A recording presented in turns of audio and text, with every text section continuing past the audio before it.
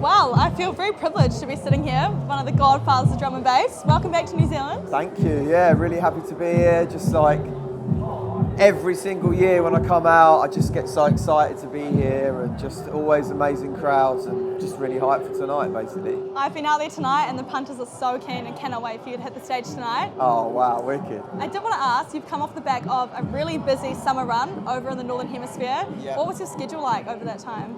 Yeah, it's been pretty intense. Lots of festivals, UK festivals like Creamfields and D&B All Stars and stuff like that. Boomtown was a particular highlight this year. So yeah, it's been flat out, and then I've just come from when that's finished. I've just done America, South Africa, Australia, and now I'm here. Crazy. Yeah, my eyes are telling a different story of just. No, don't worry, you can't tell. Do you know what I mean? Well, I was one of the lucky punters to witness your Tomorrowland set. Unreal. Vibes were so high, it was so good. Yeah. During your sets in Europe compared to New Zealand or Australia, do you feel like you have to curate a different set based on that audience? Yeah, I think definitely different territories are different. Like if I'm playing in London, I probably will play a bit more sort of like kind of like heavier, darker sort of jump up sort of vibes. And then say for instance America, maybe a little bit more dance floor drum and bass. And then when I come to New Zealand, probably a bit of everything. Yeah. Because I always feel like the New Zealand crowd just loves drum and bass in general. So I try and sort of give them the whole 360 really. But I just, also I know they just want to send it big time. Yeah. So that's, you know, trying to get that balance. Yeah. So we're down here in the beautiful Mount for show 1 of 5 for you. Very, very excited. When was the last time you were here in New Zealand? Last year for Listen Out Festival. Epic. So I did that in Auckland, and then we did Cathedral Square with Audiology. So I did a couple of little side shows as well as the Listen Out thing. But yeah, so that was end of September. So it's been just over a year, and I mean that was crazy. I think we did the Christchurch show and we sold it out so quickly. We added another 500 tickets and then another 500 tickets, and that show was crazy. So I can't wait to get back there for No Days Off Christchurch next week. So pumped, next Friday. Yeah. What is the appeal for you for New Zealand? What keeps you coming back?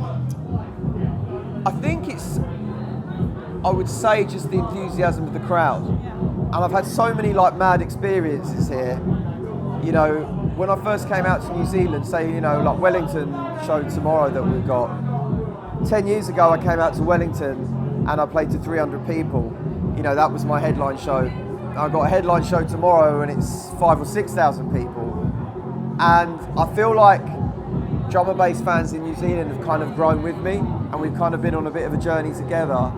And I'm just blessed to be here, and just like, I love the enthusiasm of everyone. I love all the smiles on everyone's faces and the passion, and just, you know, you walk around. Like I was at a Travis Scott show the other night, and I'm in a sort of like sitting in my sort of where I'm sitting, and there's people like looking at me going, and I'm just like, we're at a Travis Scott concert. Do you know what I mean? Like, so and it's just, I love the enthusiasm. I love, yeah, just the drive that everyone has for drum and bass out here, because drum and bass is everything to me. So to be able to play to people that feel the same way and they love it so much, I'd come every week, but I'd probably get bored of me. Please do. Don't tell everyone that. We'll be asking for it. So looking at your career as a whole in the DJ world, how do you feel your sound has evolved and changed?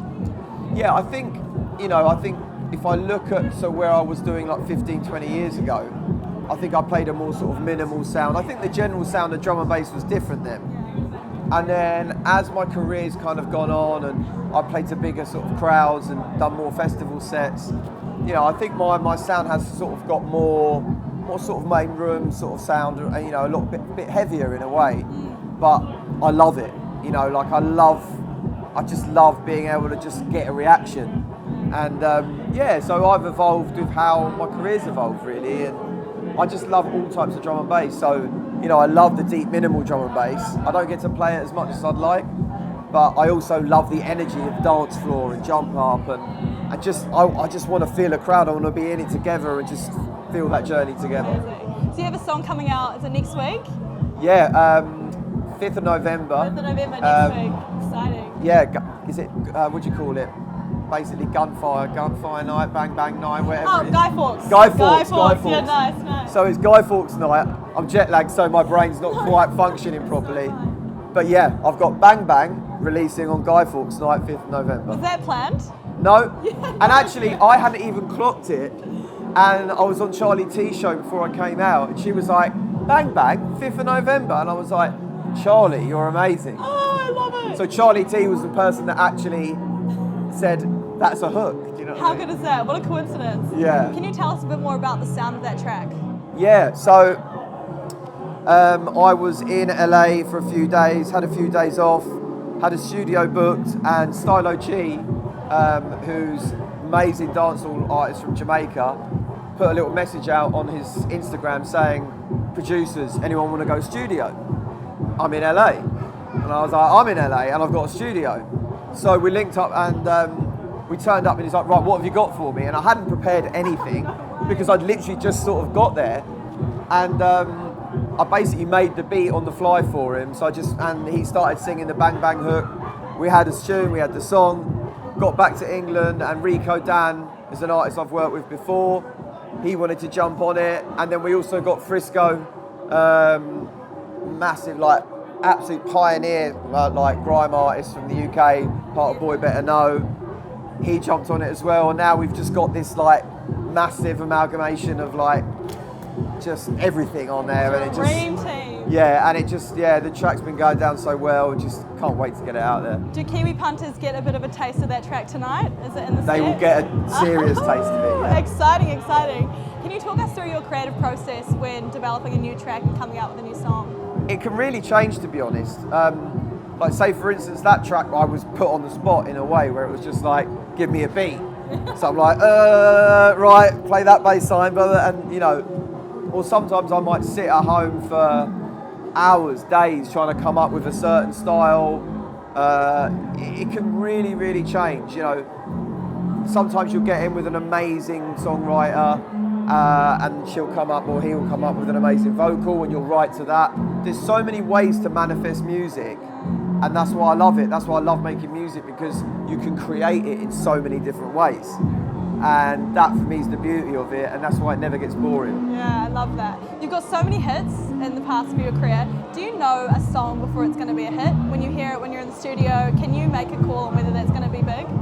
I think, for instance, I think K9 would agree with me that when me and K9 made Your Love, we kind of thought it's cool. And then, you know, we started playing it and it was going off, and then everyone else is playing it, and then 2 years down the line, everyone's just singing the bass line riff when I play it, and you know, I think definitely Out Here is one of my biggest songs. It's definitely one of my favourites. Yeah, and it's just one of those tunes, and I didn't realise with that one. There, you know, in another sort of on the other side, sometimes I might make something and I'll be like, this is going to be the big one, and then people don't feel it, so you never know. Do you know what I mean? Yeah, fair enough. You did an Instagram post a week or so ago, and it was 7 different story slides or carousel slides of different tracks. Yeah. How many unreleased songs do you have in your vault? If I went through my music, I reckon I've got about 200 songs sitting there at the moment. 200 unreleased. I reckon it's about 200. And like my management will just go through now and again and be like, what are you doing with this song? And I'm like, oh, I don't know, I didn't know if I should release it, I don't know if it's ready, and like, I just write so many ideas now, and I'm just really picky. Yeah, I can imagine. 200 is a lot though. Yeah, but I've got Bang Bang's there, obviously. I've got like a load of other songs to pick from. Just finished a track with Subtronics, that's like a crazy kind of mixture of drum and bass and dubstep and techno and everything. Oh, I want to hear that. Yeah, it's actually, I actually gave Mitch a sneak peek of it earlier. Did you? Okay, yeah. I'm next. Yeah. So, yeah, I'm really excited about that. I'm really excited about drum and bass being big in America now. You know, like, they're really like hyped for it. I'm out in America a lot next year, and there's so many things to be excited about. There is, especially for drum and bass as a genre as a whole. The mainstream, it's being picked up by now, is crazy. Even in New Zealand, we're seeing it with our shows, but internationally as well. It's so great to see the genre finally have its moment. Yeah, 100%, yeah. So looking at your career as well, you have a record label. What inspired you to start that? So I set up Shogun 20 years ago, Really? So when my career sort of started, I got straight in and set up a label, and I run that with KT, and then we started Elevate Records about 8 years ago, so that we could basically cover sort of both angles. So Shogun's kind of caters for that deep kind of soulful melodies, kind of drum and bass market, and then Elevate, which is a bit more for the dance floor kind of like crowd. And between both labels, it's like all of my musical drum and bass taste. So sick. And you've got some great talent as well working with you under that label. Yeah, I mean, we just had an Emily Mackis single with Monroe and Dusky. So many, like Polo and Bryson on Shogun, Freaks and Geeks on Elevate. You know, we had Primate and Captain Bass recently on it. So many songs and so many great artists, and that inspires me, because when an artist on the label delivers a tune, I'm like, I better step my game up, so no, but it feels good. And yeah, having a label is great. I mean, it's a lot of extra work as far as A&Ring and stuff like that, but we've got a great team, and yeah, no, it's good. It's all part of the process. What advice do you give young DJs who are coming through the label based on the career that you've had? I think it's really important to try and be different. In this day now where it's really easy for producers to get to a computer and make their own music, now it's to the point where, there's lots of sample packs and you can get hold of vocals really easily, and it's important to be different. I think that's the main thing, because a lot of the music that I get sent, there's a lot of stuff and I'm like, yeah, but it's not really anything that I haven't heard before. And when you get something really different, it really sort of perks your ears up. Yeah, I love it.